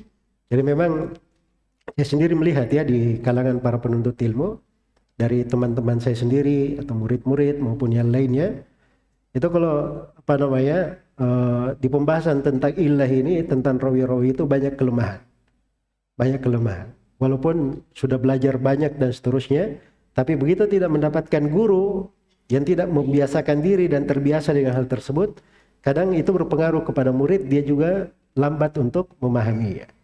Jelas ya? Dan ini semuanya ada pelajaran-pelajarannya, itu sisa ditalaki saja. Caranya itu, seorang itu talaki, dia belajar dari buku mustalahnya, terus dia belajar dari riwayat-riwayatnya. Setelah itu dia rajin hadir di pelajaran, si guru itu menjelaskan sanad-sanad riwayat. Dan itu harus menghadiri pelajaran-pelajaran tentang kutubus sittah. Jadi hadir di guru mengajarkan Sahih Al-Bukhari, Sahih Muslim, Sunan Abi Dawud, Sunan At-Tirmidzi, Sunan Nasai, Sunan Ibnu Majah. Iya, agar supaya terbiasa dengan sanad-sanad dan terbiasa bagaimana guru itu menguraikan sanad. Kalau ada kelemahan bagaimana cara dia menguraikannya. Iya, dan itu kita dapati ya di tengah para ulama kita di masa sekarang. Ya, selain dari Syekh Muqbil, ada Syekh Abdul Muhsin Al-Abbad, ada Syekh Wasiullah di Mekah, ada Syekh Muhammad Adam Al-Ethiopi, ada Syekh Rabi', semua ahli hadits, ada Syekh Ahmad bin Yahya An-Najmi di Riyadh, ada guru kami Syekh Abdul Karim Al-Khudair dan selainnya dari para ulama yang memang mereka ini punya takhasus di bidang hadits. Ada satu lagi juga di Riyadh, ya namanya Syekh Abdul Aziz As-Sa'id. Ini dari Syekh Salafi yang saya anggap keilmuannya luar biasa dan juga luar biasa di dalam ilmu hadits. Ya, jadi kadang saya sebut sebagian nama, antum hidup sebuah masa Saya itu sudah pernah melewati masa-masa saya menyesali meluputkan dari kesempatan-kesempatan. Jadi harusnya kita ketemu dengan sejumlah ulama, tapi karena bergampangan, oh masih hidup. Jadi kita biasa-biasa saja, santai-santai saja. Padahal saya sebenarnya punya kesempatan bisa ketemu Syekh Al-Albani. Saya pernah transit di Urdun, tapi saya nggak ketemu juga. Karena ya ada waktu lain. Kan begitu. Saya sebenarnya punya kesempatan bisa berguru ke Syekh Ibnu Utsaimin. Tapi luput karena ya itu tadi menelantarkan. Walaupun saya ketemu sama beliau di musim haji dan sempat duduk di majelis-majelis beliau di musim haji, tetapi itu namanya suatu hal yang luput. Nah itu seorang penuntut ilmu, hal-hal yang seperti itu penting dia catat. Dia tahu guru-guru, dia punya niat dulu yang bagus. Punya niat sudah dapat pahala. Nah, kalau dia jujur dalam niatnya, pasti Allah akan berikan kemudahan dia untuk belajar dalam hal tersebut. Ya, saya juga alhamdulillah berlalu di dalam kehidupan ketemu guru-guru, saya tidak pernah menyangka saya bisa berguru sama mereka. Jadi itu semuanya memang harus seorang itu punya niat yang baik, punya usaha di dalam hal tersebut. Iya, dan selalu berdoa kepada Allah Subhanahu wa taala. Waffaqana Allah wa iyyakum likulli ma yuhibbuhu wa yarda. Baik. Berikutnya selesai ya pembahasan muallal ini. Terlalu panjang kalau kita cerita masuk ke dalam pembahasan ini. Berikutnya kata penulis rahimahullah, tsummal mukhalafah. Kemudian al-mukhalafah. Ini pembahasan yang ke-25. Ya, al-mukhalafah di sini beliau sebutkan beberapa jenis mukhalafah ya. Dari bentuk mukhalafah. Ada mukhalafah in kanat bitagiri siyaq pamudrajul isnad aw bidamji mawqufin bi marfu' pamudrajul matan aw bi taqdimin aw ta'khir fal maqlub aw bi ziyadati rawin fal mazidu fi muttasil asanid aw bi ibdalihi wala murajjih atau wala murajjah wala murajjih fal muttarib wa qad yaqa'u ibdalu amdan imtihana aw bi tagiri ma baqa siyaq fal musahhaf wal muharraf wala yajuzu tagyiru al matni bin naqsi wal murad wal muradif illa li alimin bima yuhilul ma'ani ya fa in khafiya al ma'na ihtija ila syarhil gharib wa bayanil mushkil. Ini satu pembahasan semuanya terkait dengan mukhalafah dan dicabang-cabang oleh Ibnu Hajar rahimahullah jadi beberapa pembahasan ulumul hadits. Ya asalnya mukhalafah ya. Bentuk mukhalafahnya kayak gimana? Ada masuk di pembahasan mudraj satu. Yang kedua ada yang masuk di pembahasan maqlub. Yang ketiga ada yang masuk di pembahasan al-mazid fi muttasilil asanid. Yang keempat ada yang masuk di pembahasan al-muttarib. Kemudian yang kelima ada yang masuk di pembahasan al-musahhaf wal muharraf. Iya. Baik. Itu global pembahasan-pembahasan. Pada setiap pembahasan ada rincian-rincian tertentu di sini. Iya. Kita mulai dari pembahasan mudraj dulu. Kata beliau, in kanat bitagiri siyaq. Jadi kalau mukhalafahnya dengan perubahan konteks. Iya. Perubahan siyaq. Maka itu namanya mudraj. Apa namanya? Mudrajul matan, kata beliau. Iya. Apa mudrajul isnad, afwan. Itu namanya mudraj al-isnad. Mudraj di dalam sanad. Ya, mudraj sanad ini ada beberapa bentuk beliau sebutkan di sini. Dan ini hakikatnya dari bentuk yang beliau sebutkan ini agak mendetail ya. Dan cocok untuk pemula sebenarnya di syarahnya yang beliau terangkan. Tapi saya ingin kasih gambarannya bahwa mudraj dalam sanad itu ya kadang begini. Misalnya Imam Malik. Beliau meriwayatkan dari Abdullah bin Dinar dari Ibnu Umar. Jelas ya? Asal riwayatnya seperti itu. Malik dari Abdullah bin Dinar dari siapa? Ibnu Umar. Datang seorang rawi, dia meriwayatkan dari Imam Malik. Karena Imam Malik itu punya guru lain, namanya siapa? Nafi'. Dan lebih tersohor, kenal dari Nafi'. Jadi dia salah, dia ganti Abdullah bin Dinar ini. Dia ganti menjadi siapa? menjadi Nafi'. Ini mudraj dalam apa? Dalam sanad namanya. Mudraj dalam sanad. Kadang mudraj dalam sanad ini ada hadits A, ada hadits B, dua hadits. Sanadnya berbeda. Sanadnya berbeda. Misalnya sanadnya sama-sama dari Basra misalnya atau dari Kufah. Sanadnya sama-sama dari Kufah. Misalnya satu sanadnya dari Abdullah bin Mas'ud, Kufah. Satu sanadnya juga dari Abu Musa al-Asy'ari, Kufah. Datang si rawi, dia hafal hadits A, yang hadits Abdullah bin Mas'ud, karena dia lihat bahwa sanadnya Kufah, dia salah ingat. Dia jadikan ini dari haditsnya Abu Musa al-Asy'ari, dia masukkan. Nah, itu mudraj juga namanya. Jelas ya? Jadi mudraj itu dia masukkan sebuah riwayat ke riwayat yang lain, tapi dari sudut sanad. Dan ini bentuk-bentuknya banyak. Bentuk-bentuknya banyak. Selesai dari sini ya, terkait dengan mudraj di dalam sanad. Mudraj yang kedua diterangkan di sini oleh Ibnu Hajar, mudraj di dalam matan. Ya kata beliau, bidamji mauqufin bimarfu'. Hadits mauquf digabungkan ke dalam hadits apa? Hadits marfu'. Dan ini oleh Ibnu Hajar diberi 3 contoh di sini. Iya.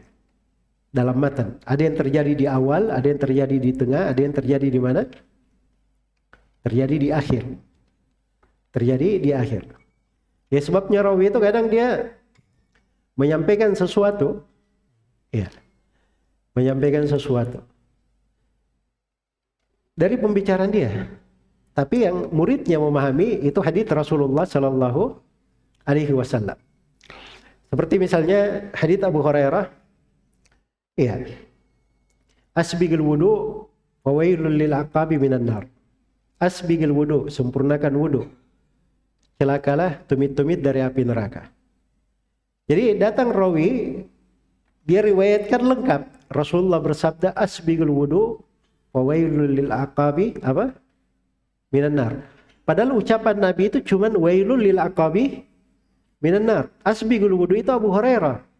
Dia lihat orang wudunya kurang bagus, kata Abu Hurairah asbigul wudu. Karena Nabi berkata wailul lil aqabi minan nar, begitu. Tapi datang si rawi belakangan dia gabung semua jadi apa? Jadi satu. Ini contoh di awal ya. Contoh di akhir. Hadits pertama atau hadits yang kedua, bukan yang kedua malah yang ketiga di Sahih Al-Bukhari. Hadits yang panjang ya. Hadits Aisyah radhiyallahu taala anha tentang kisah turunnya wahyu kepada Nabi sallallahu alaihi wasallam. Disebutkan di situ ucapan Zuhri bahwa Nabi itu yatahannath ke mana? Ke Gua Hira. Kemudian Az-Zuhri terangkan at-tahannuth wa at-ta'abbud al-layali dawati adat. At-tahannuth itu artinya dia beribadah jumlah malam tertentu. Jadi beberapa malam. Ini tafsir makna tahannuth itu bukan Nabi, tapi Az-Zuhri yang menafsirkan. Az-Zuhri menafsirkan ke muridnya. Si murid menyangka, oh itu hadits Nabi. Jadi dia bawakan semua seakan-akan Rasulullah atau seakan-akan Aisyah menerangkan itu semua masuk dalam satu hadits. Jelas sampai sini? Ini berada di pertengahan. Kalau contoh yang berada di akhir, itu yang paling terkenal di kita ya, terkait dengan hadits Nabi sallallahu alaihi wasallam terkait dengan hadits wudu itu. Iya. Terkait dengan hadits wudu. Yang di mana di akhirnya Nabi sallallahu alaihi wasallam bersabda di awalnya beliau berkata inna ummati ya'tuna yaumal qiyamah gurran muhajjalin. Sungguhnya umatku akan datang pada hari kiamat wajah dan tangannya itu bercahaya. Gurran itu di wajah. Tahjil itu kalau di kendaraan, di hewan itu yang di kaki-kakinya. Jadi nanti maksudnya dia kalau menghadap kepada hari kiamat itu bercahaya dahinya dan bahu-bahunya, siku dan siku-sikunya di tangannya, di tangan dan di kakinya akan bercahaya. Datang di akhir hadis dikatakan man istata'a minkum ayyutila ghurratahu falyaf'al. Siapa di antara kalian yang ingin memperpanjang cahayanya, hendaknya dia lakukan. Ini dipahami oleh sebagian orang, kalau begitu kalau berwudu kasih panjang-panjang aja ke atas, biar cahayanya apa? Cahayanya semakin panjang. Itu tambahan dari murid Abu Hurairah yang menambahnya, bukan Abu Hurairah. Jelas ya? Nah, itu mudraj juga, bukan hadits Nabi Sallallahu Alaihi Wasallam. Baik, itu contoh hadits mudraj. Berikutnya dikatakan di sini definisi al-maqlub, definisi maqlub, hadits maqlub. Maqlub itu secara bahasa artinya yang terbalik. Artinya apa? Terbalik. Iya. Dan maqlub itu terbagi dua juga. Ada yang di dalam sanad dan ada yang di dalam apa? Di dalam matan. Ada yang di dalam sanad dan ada di dalam matan. Kata Ibnu Hajar, au pamudraju al-matan, au bi taqdimin au ta'khir fal maqlub. Ada yang dimajukan, ada yang diakhirkan. Iya.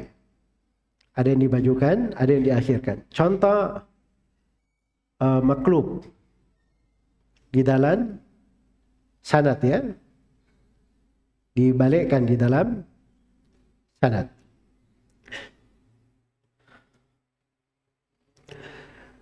Baik. Jadi seperti disebutkan oleh Ibnu Abi Hatim dalam Al-Hilal dari jalur Sufyan Ats-Tsauri dari Hakim bin Sa'ad, dari Hakim bin Sa'ad, dari Imran bin Tobyan, dari Salman. Dari Salman. Coba diulangi tadi, Sufyan Ats-Tsauri satu. Dari siapa? Hakim bin Sa'ad. Dari Imran bin Tobyan. Dari Salman. Jadi 4 ya. Nah, ini riwayat yang sebenarnya kata Abu Hatim ini terbalik. Harusnya Sufyan Ats-Tsauri, ya Sufyan Ats-Tsauri dari Imran bin Tobyan, dari Hakim bin Sa'ad, dari Salman. Harusnya begitu. Tapi datang si rawi tadi dia balik yang kedua dan ketiga ini. Dia balik namanya. Nah, itu contoh maqlub di dalam sanad. Contoh maqlub di dalam sanad. Ada pun contoh maqlub di dalam matan. Iya. Maqlub di dalam matan itu seperti hadits Jarir bin Hazim dari Thabit dari Anas bin Malik. Rasulullah sallallahu alaihi wasallam bersabda, "Idza uqimatis shalah fala taqumu hatta tarawni." Kalau salat sudah ditegakkan, maka jangan kalian berdiri sampai kalian melihatku. Ini hadits kata para ulama ini keliru Jarir bin Hazim di sini. Dijadikan hadits ini dari Thabit dari Anas bin Malik. Padahal sebenarnya hadits ini bukan dari Thabit dari Anas bin Malik. Iya. Tapi ini adalah dari Abdullah bin Abi Qatadah dari ayahnya. Dari Abdullah bin Abi Qatadah dari siapa? Dari ayahnya. Nah, itu yang benarnya. Jadi dia dari Musnad Abu Qatadah, bukan dari Musnad siapa? Anas bin Malik. Nah, jadi ini maqlub namanya. Maqlub di dalam apa ini? Sanad atau matan tadi? Hah? Ini dalam matan. Karena matan riwayatnya yang dia ganti. Dia ganti matannya. Matannya harusnya disimpan di musnad ini, dia simpan di musnad yang lain. Terkait dengan matannya. Baik, berikutnya. Kata Ibnu Hajar di sini, ini bentuk maqlub yang lain ya. Ibnu Hajar di sini berkata, perhatikan dulu maqlub di sini. Baik. Mana tadi? Waqad yaqa'ul ibdalu. Baik, ini masalah lain ya yang kita di hal lain kita akan terangkan nanti. Baik, berikutnya al-mazidu fi muttasil al-asanid. Ini pembahasan yang ke-27. Al-mazid fi muttasil al-asanid. Jadi dari judulnya sudah bisa dipahami ya. Apa artinya al-mazid? Tambahan. Tambahan dalam muttasil al-asanid. Pada sanad yang sudah bersambung. Ya, tambahan pada sanad yang sudah bersambung. Ya. Jadi tambahannya di sini, sanadnya sebenarnya sudah bersambung. Sanadnya sudah ada sanadnya itu. Tidak ada tambahannya di sanad itu. Datang rawi dia keliru. dia masukkan rawi di tengahnya. Itu al-mazid fi muttasil ala sanid. Ada bentuk mukhalafah juga.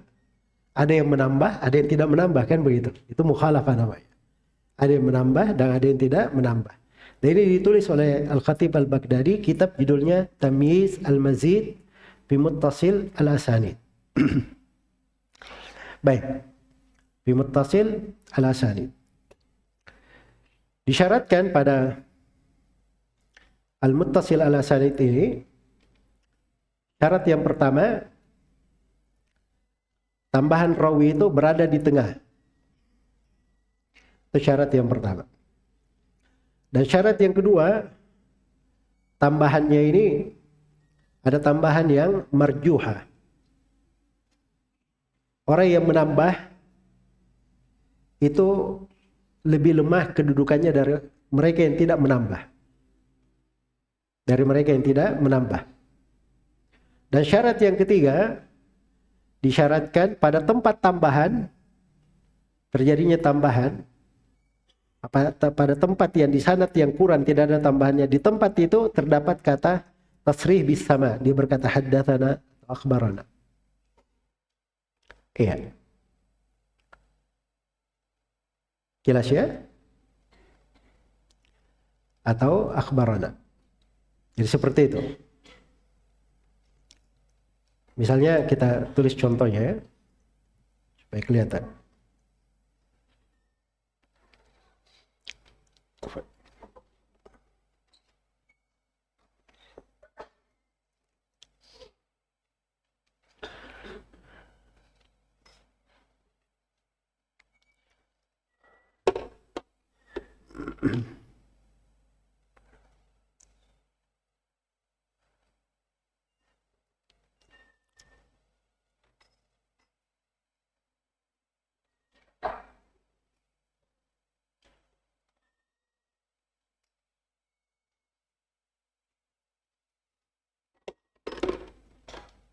Baik.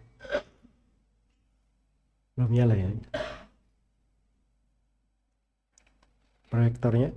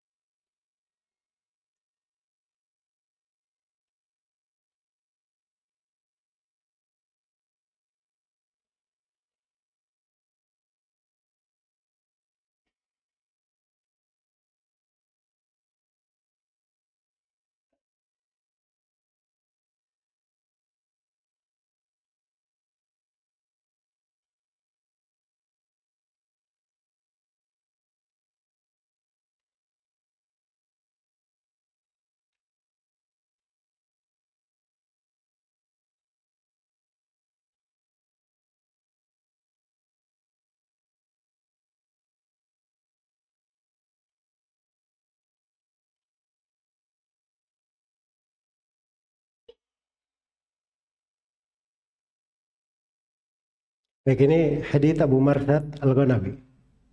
Kalau haditsnya di Sahih Muslim ya.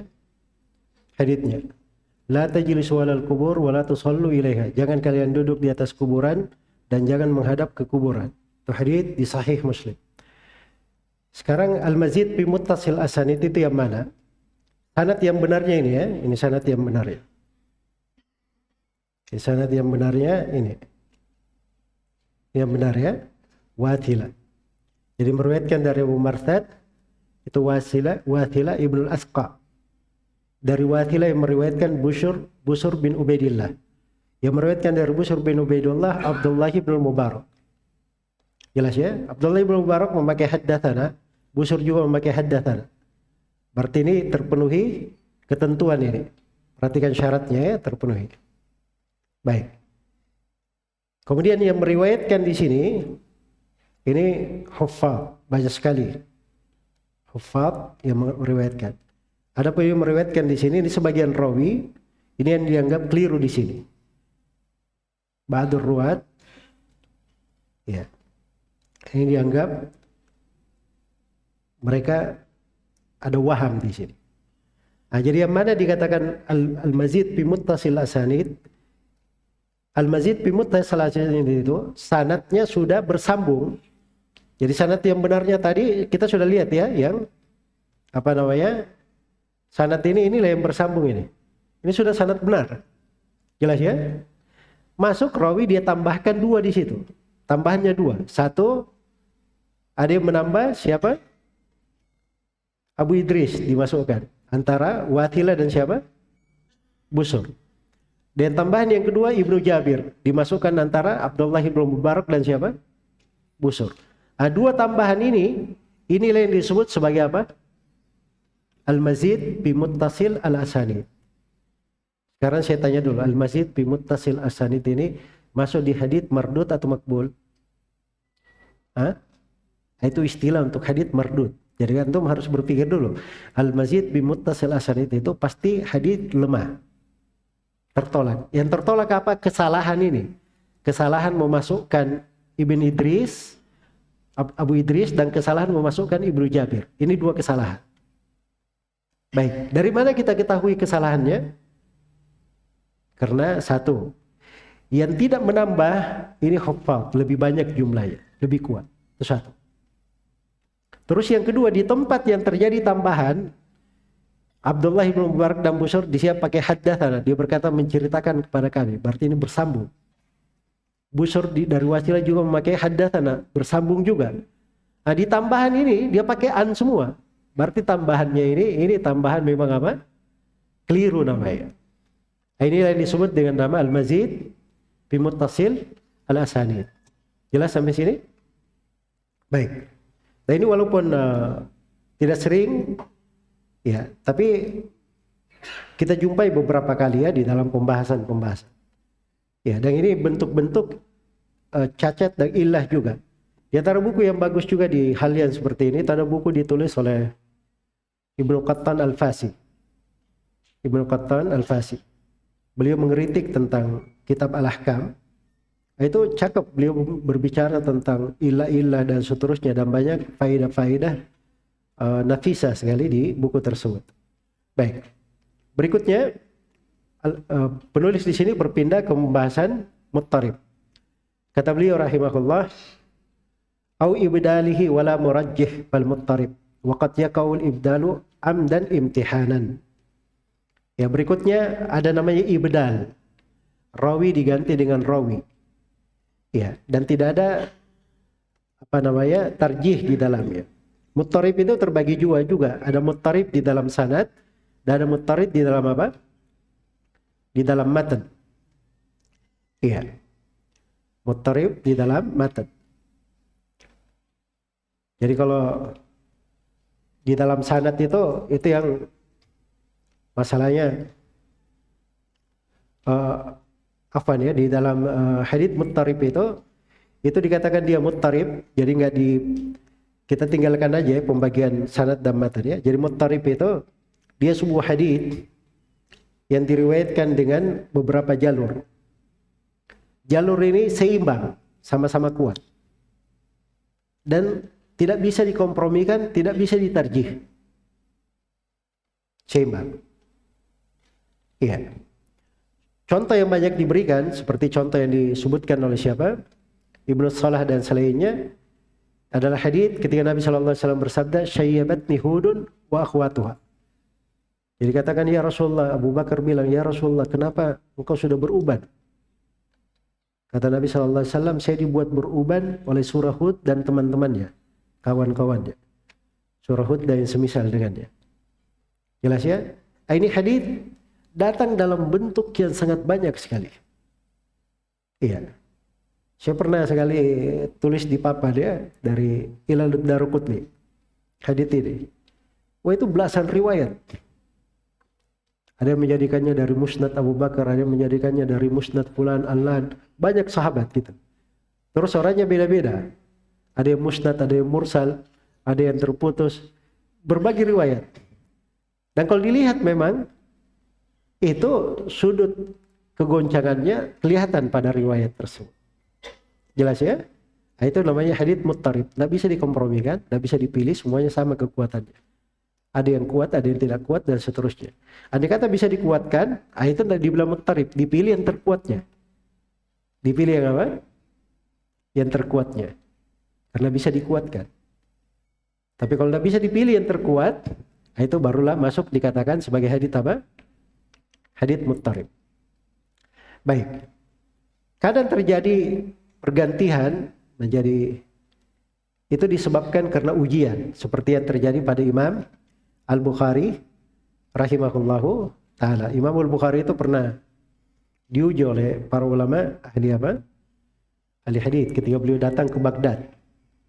Itu kisahnya disebutkan oleh Ibnu Adi di dalam riwayat Ibnu Adi dari sejumlah guru dari mengkisahkan itu terjadi pada Al-Bukhari. Kisahnya populer, terkenal. Al-Bukhari masuk ke Baghdad, orang-orang membicarakan hafalan Al-Bukhari dan seterusnya. Maka kata mereka, kita uji aja. Diuji. Maka majulah 10 orang menguji Al-Bukhari. Setiap orang bawa 10 hadits. 10 haditsnya sudah dibolak-balik. Hadits pertama, misalnya, hadits itu kan ada matan, ada sanad kan, begitu. Hadits pertama, matannya disimpan di sanad nomor 10. Ya, sanad nomor 10 pakai matan nomor 5. Sanad nomor 1 dipasang ke matan nomor 4. Itu dibolak-balik semua. 10 hadits. Tiap orang kerjanya membolak-balik. Majulah yang pertama kepada Al-Bukhari, ada hadits, sanadnya begini, matannya begini. Kata Al-Bukhari, saya nggak tahu hadits itu. Hadits yang kedua, ada hadits begini, sanadnya begini, matannya begini. Dia bawakan sanadnya, matannya. Kata Al-Bukhari, saya nggak tahu itu hadits. Sampai selesai, orang yang pertama 10 hadits. Jawaban Al-Bukhari sama, saya tidak tahu hadits itu. Orang-orang pun sudah mulai, orang yang paham, sudah mulai paham juga. Bahwa Al-Bukhari ini bukan orang sembarangan. So, kalau dia orang yang hafalannya masalah, pasti dia bilang, oh iya betul saya tahu itu. Betul saya tahu itu. Nah, itu pasti masalah. Tapi ahli hadits dia tahu. Ketika dia bilang nggak tahu, memang nggak dikenal oleh ahli hadits. Jelas ya? Selesai yang pertama, masuk yang kedua. Begitu juga. Sampai selesai 100 hadits. Jawaban Al-Bukhari, saya tidak tahu. Setelah selesai 100, Al-Bukhari balik kepada orang yang pertama. Ada pun kamu, hadits pertama kamu bilang sanadnya begini, matannya begini. Dia baca dulu yang salah tadi. Jadi 100 hadits yang salah dibolak-balik ini, itu sudah dihafal semua oleh Al-Bukhari. Satu kali dengar. Ya. Kamu bilang hadits pertama, sanad begini, matan begini, itu yang benarnya sanadnya begini, matannya begini. Hadits yang kedua, kamu bilang begini, yang benarnya begini. Diselesaikan sampai 100 hadits. Jadi menakjubkannya itu dua sisi. Bukan masalah dia menghafal.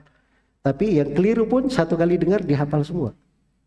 Kemudian diperbaiki. Kita yang benar pun 10 kali dengar belum tentu hafal. Ya Allah musta'an ya.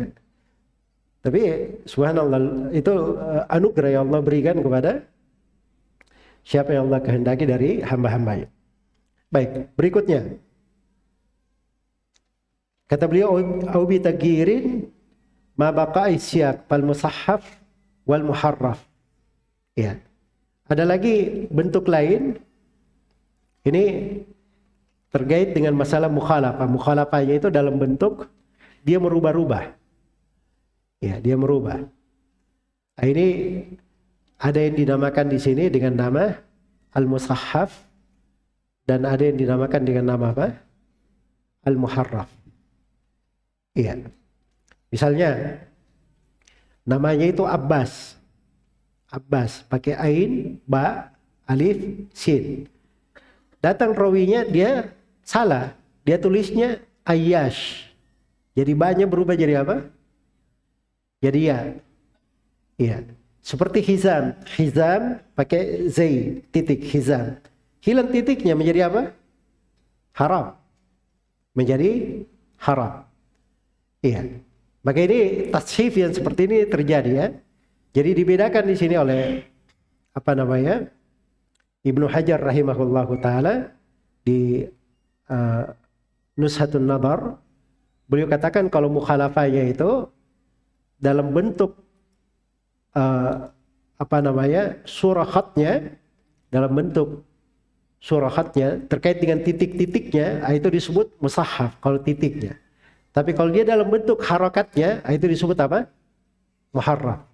Jadi tadi seperti Abbas dengan Ayyash, itu disebut apa kalau menurut Ibnu Hajar? Musahhaf, karena keliru di dalam titik, tulisan sama. Tulisan sama. Coba lihat ini ya.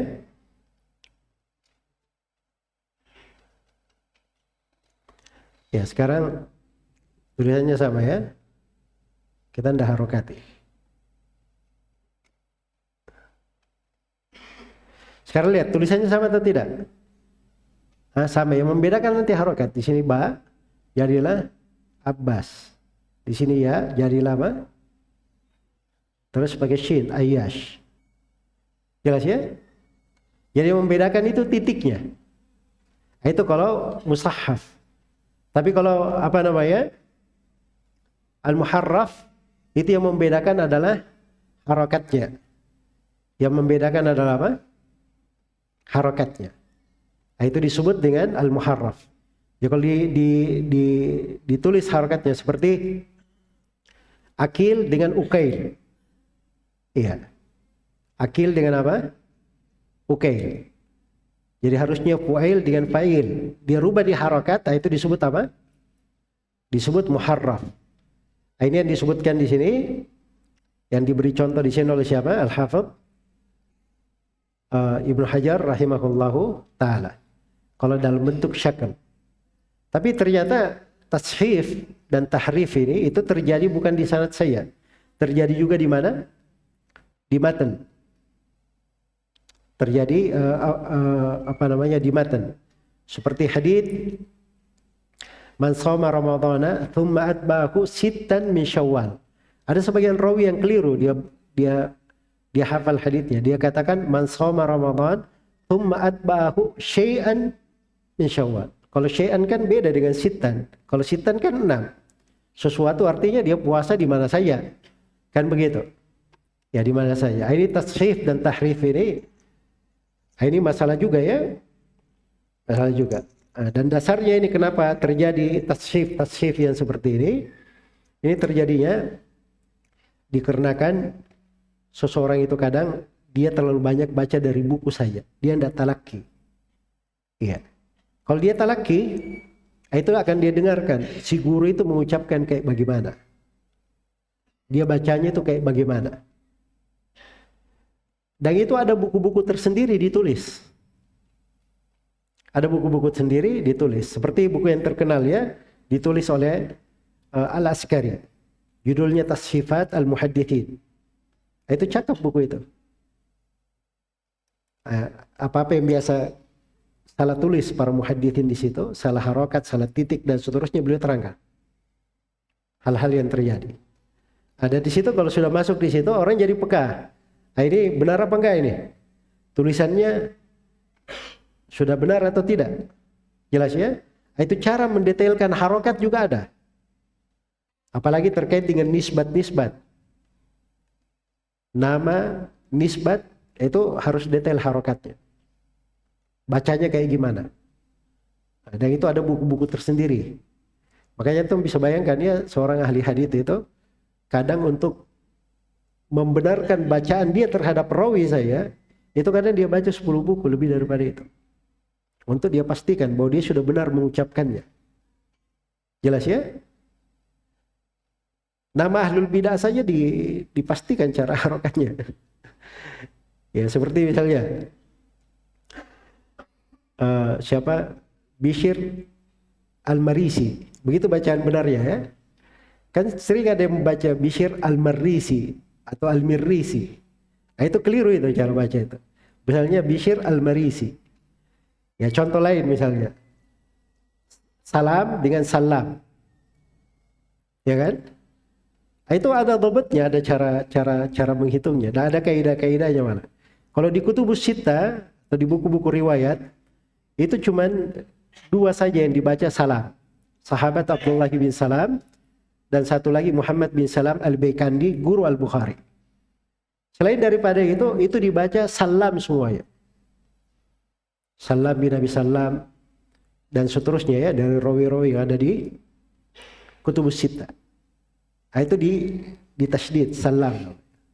Asalnya begitu, salam. Asalnya, kecuali nama-nama diperkecualikan.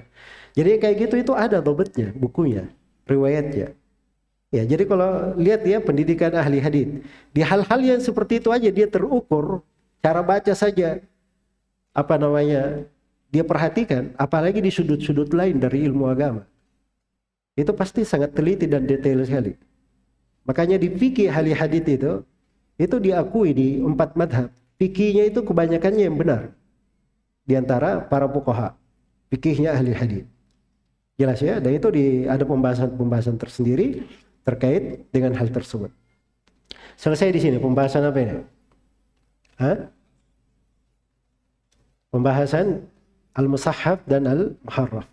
Tapi perlu saya terangkan di sini ya bahwa kalau kita masuk di buku-buku yang saya terangkan tadi, itu musahhaf dan muharraf itu digunakan bebas ya di buku-buku itu tadi. Tapi Ibnu Hajar rahimahullah taala di sini beliau memberikan pembagian dan pembedaan ya pada sudut istilah. Tapi pada hakikatnya di ulama terdahulu mereka tidak membedakannya. Baik. Kemudian kata beliau, wala yajuzu ta'ammudu taghyiril matan bin naqsi wal muradif illa li alimin bima yuhilul ma'ani. Iya. Nah, di sini terkait dengan masalah meringkas hadits atau meriwayatkan secara makna. Ini sebenarnya 2 ya di sini. Meringkas hadits dan meriwayatkan secara makna. Ini 2 pembahasan dalam ilmu riwayat. Apakah boleh meringkas hadits? Haditsnya panjang diringkas begitu. Jawabannya boleh. Itu dilakukan oleh banyak a'immah. Seperti Az-Zuhri, beliau melingkat hadits Qissatul Ifk panjang, diringkas sama beliau. Meriwayatkan secara mana apakah boleh? Jawabannya boleh. Ada riwayat-riwayat secara mana. Tapi disyaratkan oleh Al-Hafidz Ibnu Hajar rahimahullahu taala, orang yang meringkas ini itu harus punya kemampuan tahu tentang ilmu ma'ani. Ilmu tentang apa? Bahasa Arab. Ya, jangan sampai dia meringkas-ringkas saja. Akhirnya haditsnya beda yang dengan dia ringkas. Dia ringkas A jadinya B. Itu bukan meringkas namanya. Tapi membuat hadits baru. Jelas ya? Nah, jadi meringkas itu dia harus orang yang punya paham tentang makna-makna. Berikutnya pain khafiyal ma'na uhtuja ila syarhil gharib wa bayanil mushkil. Ini pembahasan yang lainnya. Ini disebut dengan nama gharibul hadits dan mushkilul hadits. Ya, gharibul hadits itu memuat tentang riwayat-riwayat kalau ada hadits yang maknanya kurang jelas. Maknanya kurang jelas. Itu biasa ada buku-buku gharibul hadits namanya. Ada buku yang paling dahulu itu, yang paling pertama disebut menulis di gharibul hadits itu An-Nadhr bin Shumail. Ada bukunya Abu Ubaid Al-Qasim bin Salam. Ya. Dan di antara buku yang sering dipakai kalau Al-Bukhari itu sering menafsirkan mana-mana di dalam sahihnya. Itu biasanya beliau ambil dari Ma'mar bin Muthanna. Ma'mar bin Muthanna Abu Ubaidah. Jelas ya? Dan ada buku-buku yang lain ditulis oleh Ibnu Qutaibah, siapa namanya, Ishaq Al-Harbi, Ibrahim bin Ishaq Al-Harbi, Al-Khattabi, ya, dan selainnya. Baik. Yang di antara yang paling lengkap mungkin adalah yang dikumpulkan oleh Ibnul Athir, itu yang paling lengkap. Namanya An-Nihaya fi Gharibil Hadits. Baik. Dan ada buku-buku yang menjelaskan tentang muskil di dalam hadits tersebut, hal-hal yang iskal dalam makna dan kalimat dan seterusnya. Itu bisa didapatkan di buku-buku itu tadi juga, dan bisa didapatkan di buku-buku syarah. Buku-buku syarahnya. Ya seperti Kutubus Sittah, Bukhari, Muslim dan seterusnya itu ada syarah-syarahnya. Sampai Musnad Imam Ahmad juga ada syarahnya. Muwatta Imam Malik banyak syarahnya. Ya Musnad Imam Syafi'i ada syarahnya Ar-Rafi'i. Jelas ya? Ya dan seterusnya itu ada syarah. Bahkan belakangan ada misalnya Al-Jami' karya Suyuti itu, ya itu sudah disyarah oleh banyak ulama belakangan. Sampai As-San'ani punya syarah. Ya, dan sebagian ulama di mana? Di India punya syarah. Nah, itu semua memperjelas. Hadits yang sahih saja ada syarahnya, hadits yang lemah juga ada syarahnya. Yang lengkap sekali di pembahasan ini. Karena itu kalau ada orang memahami makna, itu sangat mudah sekali kalau dia punya syarah-syarah tersebut. Baik, selesai sampai sini ya. Kita cukupkan sampai sini. Insyaallah taala kita akan sambung nanti sisa pembahasan di pelajaran yang akan datang. Baik, ini kita masih ada waktunya sisa sedikit ya, karena kita masih ada 3 sesi ya. Mudah-mudahan besok kita bisa mulai lebih awal.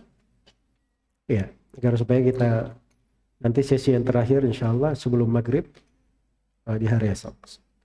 Insyaallah bisa selesai pembahasan ini. Dan seperti yang saya terangkan bahwa namanya pintu masuk itu jangan terlalu banyak meluas dulu. Yang penting paham mustalahnya apa, paham maknanya, ada contoh-contohnya, itu sudah cukup. Nanti kalau masuk ke dalam hal yang meluas, kita ganti buku. Kita pindah ke buku yang lainnya. Baik, wallahu ta'ala alam. Subhanakallahumma wa bihamdik, asyhadu an la ilaha illa anta, astaghfiruka wa atubu ilaik. Walhamdulillahirabbil alamin.